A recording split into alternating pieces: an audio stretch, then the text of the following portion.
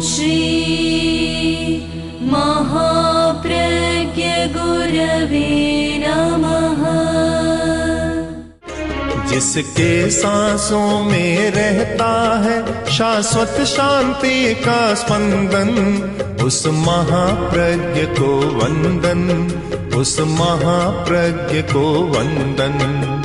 सत्य अहिंसा अनेकांत को अर्पित जिसका तन मन, उस महाप्रज्ञ को वंदन, उस महाप्रज्ञ को वंदन। जिसके सांसों में रहता है शाश्वत शांति का स्पंदन, उस महाप्रज्ञ को वंदन, उस महाप्रज्ञ को वंदन।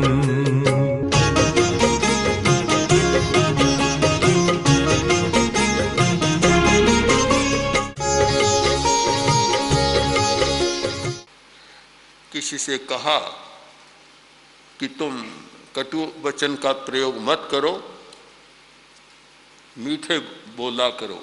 तो मैं क्या करूं, मेरी प्रकृति ऐसी है, बस बात समाप्त होगी। अब आगे कहने का कोई अवकाश ही नहीं है। मेरी प्रकृति ऐसी है, मैं क्या करूं।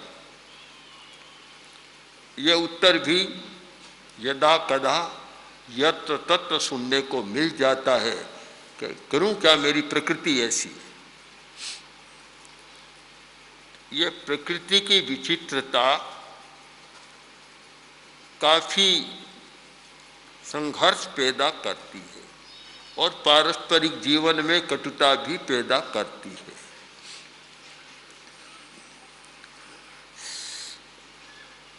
प्रकृति से जुड़ी हुई है रुचि, जो स्वभाव का एक अंग है रुचि। रुचि की भिन्नता, रुचियां भी अलग अलग है।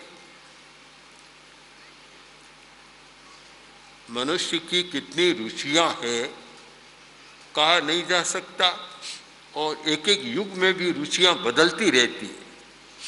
आज से 50 वर्ष पहले शायद मीठा खाने की रुचि ज़्यादा थी और आज नमकीन खाने की रुचि ज़्यादा हो। तो प्रकृति का भेद और रुचि का भेद जहाँ होता है वहाँ विग्रह होता है, सामंजस्य नहीं हो सकता। सामंजस्य के लिए जरूरी है कि प्रकृति को समझकर चलना, प्रकृति को बदलना और प्रकृति को समझकर चलना दो बातें हैं। पहली बात है प्रकृति को समझकर चलना, और प्रयत्न होना चाहिए कि प्रकृति को कैसे बदला जाए। स्वयं कैसे बदले, या जो बड़ा है वह उसे बदलने का गुर सिखाए और बदलने की प्रेरणा दे। तो प्रकृति को समझकर चलना। 5, 10, 20 लोग साथ में रहते हैं और भिन्न भिन्न प्रकृतियां हैं। साथ में रहना और फिर लड़ाई झगड़ा न होना, यह एक अच्छे जीवन का लक्षण है। पर यह कैसे नहीं हो, उसका एक हेतु है प्रकृति को समझना। मेरी प्रकृति कुछ और है और दूसरे की प्रकृति कुछ और है, उसे समझना होगा। मौसम बदल रहा है, थोड़ी थोड़ी ठंड शुरू हो रही है। एक साधु भीतर सोता है, दूसरा बाहर सोता है। अब जो भीतर सो रहा है वह कहता बाहर सोना अच्छा नहीं, और बाहर सो रहा है वह कहता भीतर सोना अच्छा नहीं, भीतर गर्मी है, बाहर खुली हवा है। अब दोनों की प्रकृतियां भिन्न है, एक की उष्ण प्रकृति है और एक की शीत प्रकृति है। प्रकृति में भी यह मौसम का भी असर आता है और शरीर के रसायनों का भी अंतर है। जो पित्त प्रधान है उसकी प्रकृति गर्म होगी, और जो कफ प्रधान है उसकी प्रकृति मधुर होगी, शांत होगी। वायु प्रधान है, उसकी प्रकृति चंचल होगी। अब एक की प्रकृति में चंचलता है, एक की प्रकृति में उग्रता है, गर्मी है, और एक की प्रकृति में शांत है। अब ये तीनों भीतर के कारण है। भीतर के जो रसायन है, कफ, पित्त और वायु, ये भी रसायन ही है हमारी। ये जो भीतर के हैं वे उसको प्रभावित कर रही हैं, तो प्रकृति का भेद होना जरूरी है। अब जिसकी पित्त प्रकृति है वह गर्म चीज खाना पसंद नहीं करता, खाना अच्छा नहीं होता, उसके हित में नहीं होता। अब जब भिक्षा से लाते हैं या घर में रसोई बनती है, गर्म प्रकृति की मिर्ची आ गई, गर्म प्रकृति की चीज आ गई। अब एक कहता है कि मैं मिर्चें नहीं खा सकता, मुझे आ गई गर्मी होती है। दूसरा कहता है कि मैं ले आया, ये तो खाना ही होगा तुमको, कैसे नहीं खाएगा, ये खाना पड़ेगा। तो ये यहाँ प्रकृति का द्वंद्व शुरू हो जाता है और विग्रह थोड़ा शुरू हो जाता है। यह हमें समझना होता है कि रसोई बनाने वाले को यह समझना होता है कि अगर इसको यह खाने में सूट नहीं करता तो फिर मुझे वह बनाते समय ध्यान देना कि किसके लिए क्या होना चाहिए। एक को करेला बहुत अच्छा लगता है और एक को करेला बहुत कड़वा लगता है। हमारे मुनि समेरमल जी हैं जो एकांत साधना में रहते हैं आजकल, ये कड़वी चीज खाना, करेला पसंद ही नहीं करते, इनको पसंद ही नहीं है।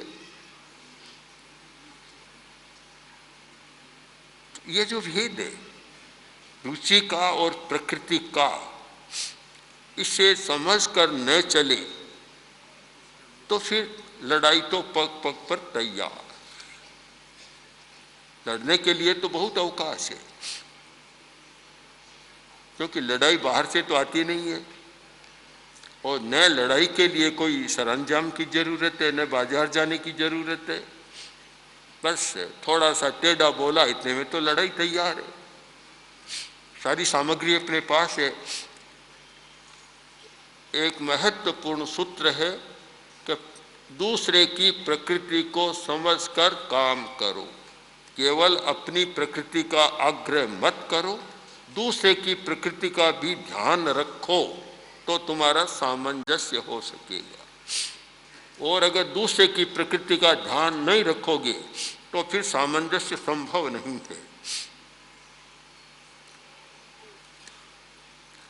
समस्या पैदा होती है। अब दूसरी बात है प्रकृति को बदलने की। कम से कम जो लोग साधना के क्षेत्र में हैं उन्हें प्राथमिकता से यह प्रशिक्षण मिलना चाहिए कि प्रकृति बदली जा सकती है और जो प्रकृति को बदलने के साधन हैं उनको जाने और उनका अभ्यास करें और अपनी प्रकृति का परिवर्तन करें। यह अपेक्षित है। जो साधना के क्षेत्र में पूरे लगे हुए नहीं है, गृहस्थ हैं, उनको भी जरूरत है कि प्रकृति में परिवर्तन आए। और प्रकृति बदलती है तो घर का वातावरण भी बदल जाता है। घर में एक व्यक्ति उद्दंड प्रकृति का होता है तो सारा घर अस्त व्यस्त हो जाता है, और वह भी अगर बदल देता है प्रकृति को तो घर ठीक हो जाता है। हमारे सामने भी अनेक अनुभव आए, गृहस्थों के अनुभव कि हमारे पुत्र की या हमारे कुलवधू की बड़ी टेढ़ी प्रकृति थी, जटिल प्रकृति थी, किंतु प्रेक्षा ध्यान के शिविर में आने के बाद इतना अंतर आ गया हम कल्पना भी नहीं कर सकते। और ध्यान के द्वारा, प्रेक्षा और अनुप्रेक्षा के द्वारा परिवर्तन आता है। यह असंदिग्ध बात है। प्रकृति बदलती है और उसका कारण भी हम खोजें कि प्रकृति की जटिलता में शायद नकारात्मक भाव काम करता है, जो मोहनीय कर्म का औदयिक भाव है, और प्रकृति की स्वस्थता में क्षयोपशमिक भाव काम करता है, जो मोहनीय कर्म का क्षयोपशमिक भाव है। तो बदला जा सकता है, हमें बदलने का प्रयत्न करना चाहिए। जहाँ भी विग्रह हो, सामंजस्य न हो, वहाँ प्रकृति के परिष्कार की बात सोचनी चाहिए। अलग होना एक बात है, दो भाई हैं, प्रकृति नहीं मिलती है और दो चूल्हे बन गए, यह तो सरल काम है, पर उससे लाभ क्या हुआ? पारस्परिक संबंधों में कटुता आ जाती है। दो हैं, परस्पर में ठीक सामंजस्य नहीं होता है और यह संकल्प करें कि हमें अपनी अपनी आदतों को बदलना है, तो फिर बदल सकते हैं, सामंजस्य रह सकता है और अच्छा भी हो सकता है। एक समय था कि संयुक्त परिवार की प्रणाली चलती थी, आज वह टूट गई, बहुत सारी टूट रही है।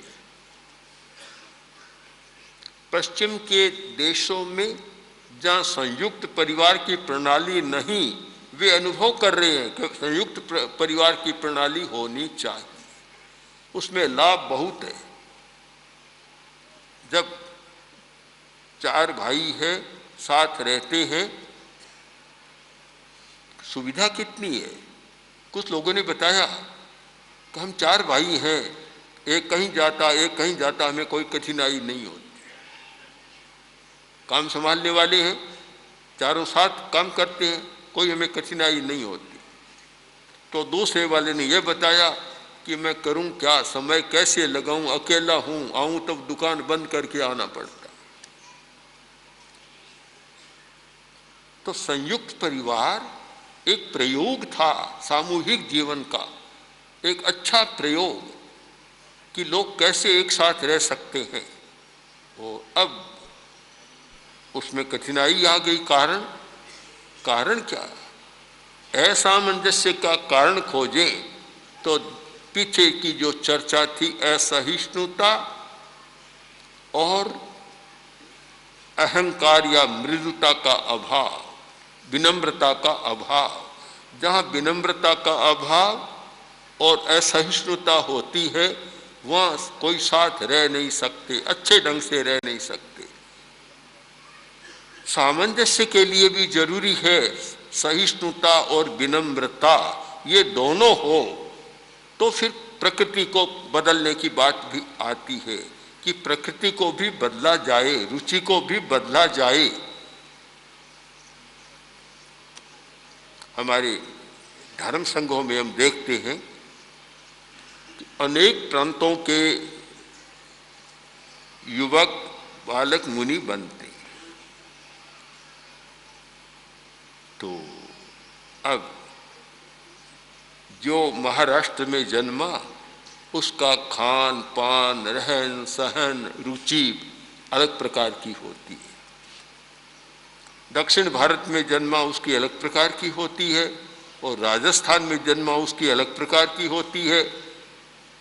जो राजस्थान में जन्मा उसे बाजरी की रोटी अच्छी लगती है, जो दक्षिण भारत में जन्मा चावल खाने में रहा, उसे इडली डोसा अच्छा लगता है। सारी रुचि अलग प्रकार की होती है कि उसी वातावरण में वह जिया है और उसके शरीर में वे ही परमाणु काम कर रहे हैं।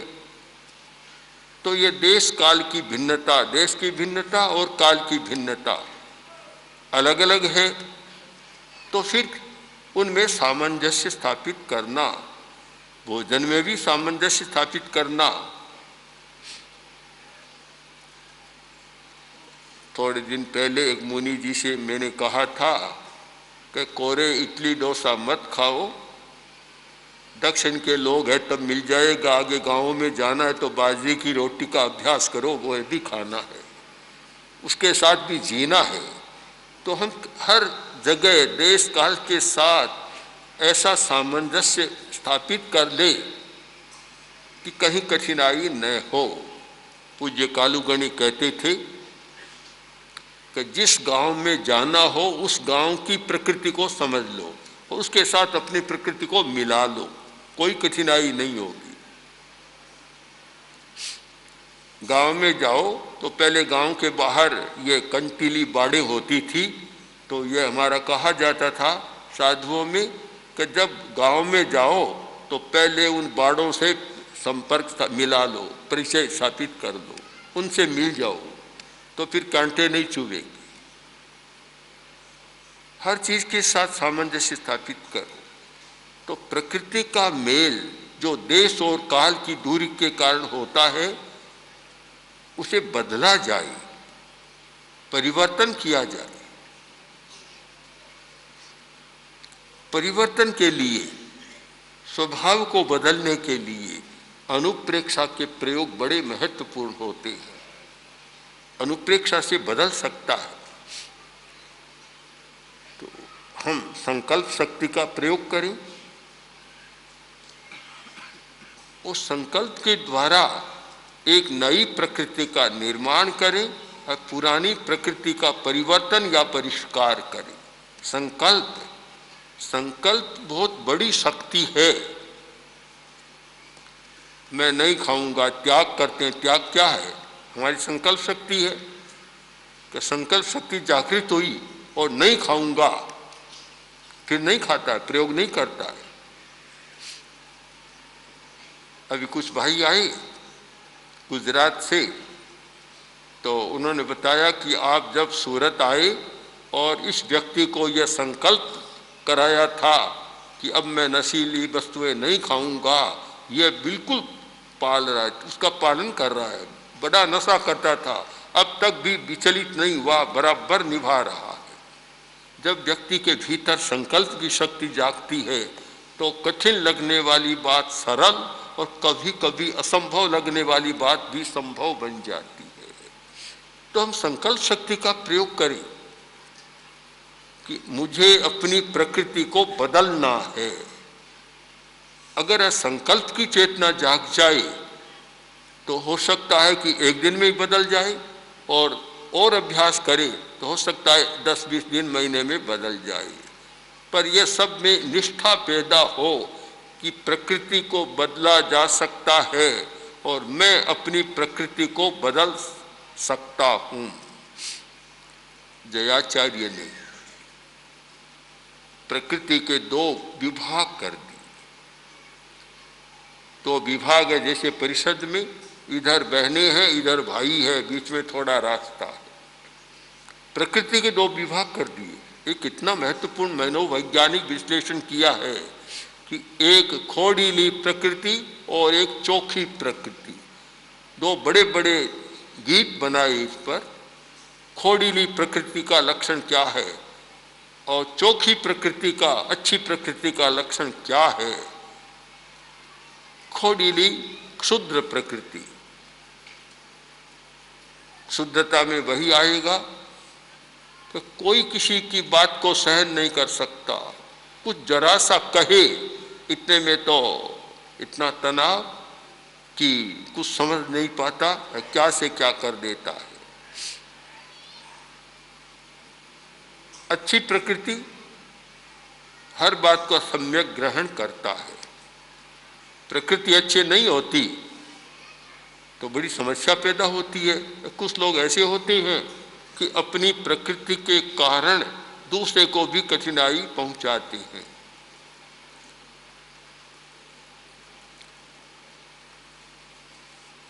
प्रकृति का परिवर्तन,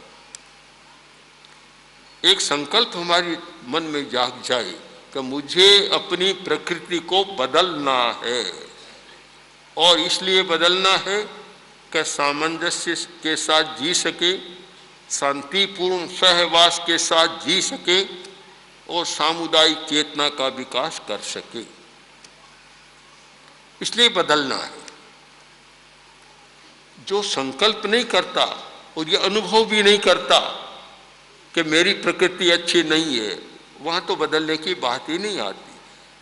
जिसको बदलना है सबसे पहले तो ये अनुभव होना जरूरी है कि मेरी प्रकृति के ये तत्व अच्छे नहीं है, ये बाधा बन रही है, मुझे बाधा पहुंचा रही है, इसलिए इनको बदलना जरूरी है। पहले तो भान हो, ज्ञान हो, ज्ञान के बाद भान हो जाए कि वास्तव में अच्छा नहीं है, फिर यह संकल्प हो कि मुझे इसको बदलना है। तो बदलने के लिए फिर संकल्प और श्वास के साथ संकल्प, ऐसे ही आप संकल्प करें उसमें भी शक्ति होती है, पर दीर्घ श्वास के साथ संकल्प करें और वह संकल्प सोने से पहले जब नींद आने का समय हो उससे 5-10 मिनट पहले वह संकल्प करे और नींद आ जाए तो नींद में भी वह संकल्प बराबर चलता रहे, वह संकल्प अधिक शक्तिशाली होता है, उसकी क्षमता बहुत बढ़ जाती है और उसमें बहुत परिवर्तन की संभावना हो जाती है। संकल्प का भी एक समय होता है कि चंचलता है, मन स्थिर नहीं है, एकाग्रता नहीं है या तनाव है, उस स्थिति में संकल्प करें तो वह संकल्प कोई फलवान नहीं बनता। संकल्प कब करना चाहिए कि शांत मन, एकाग्र मन, एकाग्रता पूरी हो और दीर्घ श्वास ले, फिर श्वास के साथ संकल्प को जोड़ दें। आप संकल्प को तो बार बार नहीं दोहराएंगे, पर जब श्वास के साथ जोड़ दिया तो श्वास तो नींद में भी आएगा, नींद में भी आपका संकल्प चलता रहेगा और वह इतना पुष्ट हो जाएगा, जितनी आवृत्ति उतनी पुष्टि। आयुर्वेद का सिद्धांत है कि जितनी आवृत्ति उतनी पुष्टि और शक्ति। आयुर्वेद में होता है, जैसे अभ्रक उदाहरण ले ली, अभ्रक एक होता है 10 फुटी अभ्रक, एक होता है 100 फुटी अभ्रक और एक होता है 1000 फुटी अभ्रक। अब 10 फुटी अभ्रक, वस्तु तो अभ्रक एक है, किंतु फुट देने में इतनी क्षमता लगी, इतनी शक्ति लगी और इतनी आवृत्तियां हुई कि वही अभ्रक 10 फुटी में बहुत कमजोर था और जब 1000 फुटी हो गया इतनी ताकत आ गई कि बीमारी को मिटाने में बहुत जल्दी का सफल हो जाता है। पुटित करना, भावना देना, आयुर्वेद का शब्द है भावना देना और अध्यात्म का शब्द भी है भावना का प्रयोग करना, यानी पुट देते रहना। बहुत सारे वैद्य बतलाते हैं कि इसका आक की भावना दी हुई है, नींबू रस की भावना दी हुई है, गुलाब के फूल की, जोई के फूल की, न जाने कितनी कितनी भावनाएं देते हैं। वही द्रव्य, द्रव्यों का अंतर नहीं, किंतु भावना देने से उसकी शक्ति में आसमान धरती का सा अंतर आ जाता है। तो वैसे ही भावना का प्रयोग करें, बार बार संकल्प को दोहराएं, बार बार उस पर अनुचिंतन करें, तो वह संकल्प की शक्ति बढ़ जाएगी और उसमें परिवर्तन की क्षमता भी आ जाएगी। तो सामंजस्य के लिए जहाँ फिट नहीं बैठता हो, परस्पर में के फिट नहीं बैठे, खड़बड़ा रहे हैं, एक दूसरे से झगड़ा कर रहे हैं, विग्रह कर रहे हैं, उसके लिए सामंजस्य जरूरी। और सामंजस्य के लिए पहली बात है प्रकृति का समझ, प्रकृति की समझ, पहचान और प्रकृति का परिवर्तन। ये प्रकृति पर हम ध्यान केंद्रित करें तो सामंजस्य का रास्ता साफ होगा और हम बिना विग्रह आग्रह के एक साथ शांति के साथ रह सकेंगे। तो हमें बहुत ध्यान देना है प्रकृति पर, प्रकृति को समझने पर और प्रकृति के परिवर्तन पर। इस प्रक्रिया से अगर चले तो सामंजस्य की शक्ति का विकास हो सकता है। ओम हर ओम श्री महाप्रज्ञ गुरवे नमः। गुरवे नमः, गुरवे नमः। ओम श्री महाप्रज्ञ गुरवे नमः। ओम श्री महाप्रज्ञ गुरवे नमः। ओम श्री महाप्रज्ञ गुरवे